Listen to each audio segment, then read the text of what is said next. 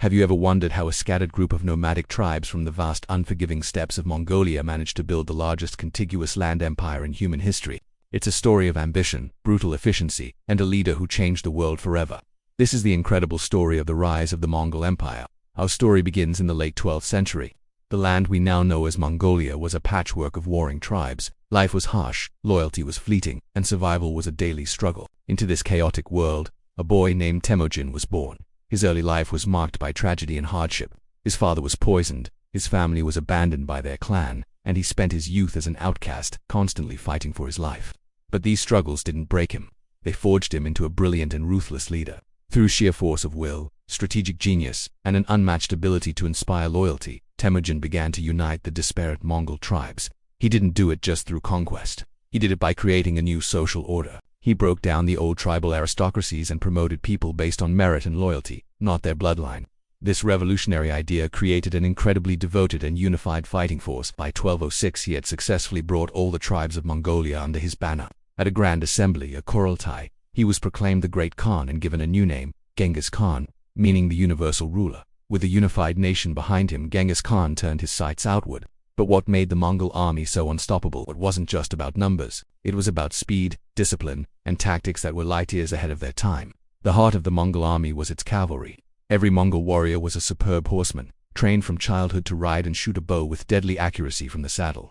Their composite bows were powerful weapons, capable of piercing the armor of their enemies from a distance. Their horses were not mighty war horses like the European knights, but small, hardy steppe ponies that could endure extreme temperatures and survive on minimal forage. Each warrior would often have multiple horses, allowing them to switch mounts and cover incredible distances at lightning speed, sometimes up to 100 miles in a single day. This mobility allowed them to appear as if from nowhere, strike, and vanish before their enemies could even mount a proper defense. But speed was only part of the equation. Mongol military tactics were brilliantly deceptive. They were masters of the feigned retreat, a maneuver where they would pretend to flee in disarray, luring their overconfident enemies into a trap. Once the enemy's formation was broken and stretched out, the Mongols would turn, surround them, and shower them with arrows from all sides. It was a devastatingly effective tactic that shattered some of the most powerful armies of the time. They also excelled at psychological warfare. Before attacking a city, they would often offer a chance to surrender peacefully. Those who did were usually spared and incorporated into the empire, but those who resisted faced utter annihilation.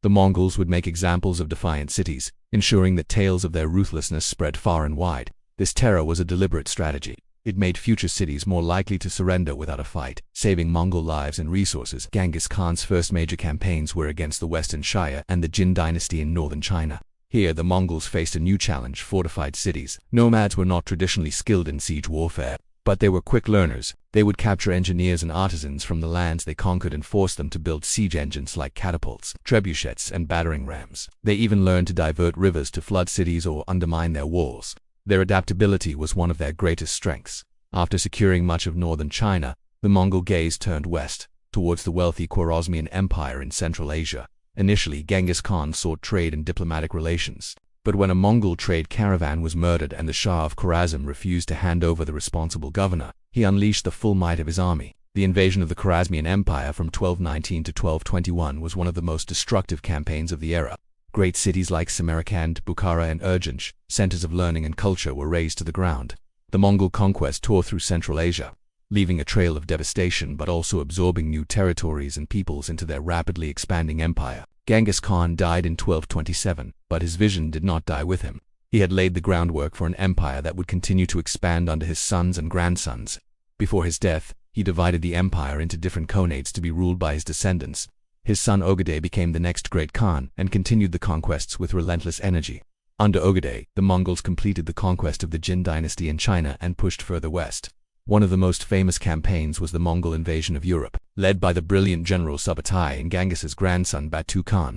A massive Mongol army swept across the Russian principalities, burning cities like Kiev and Moscow.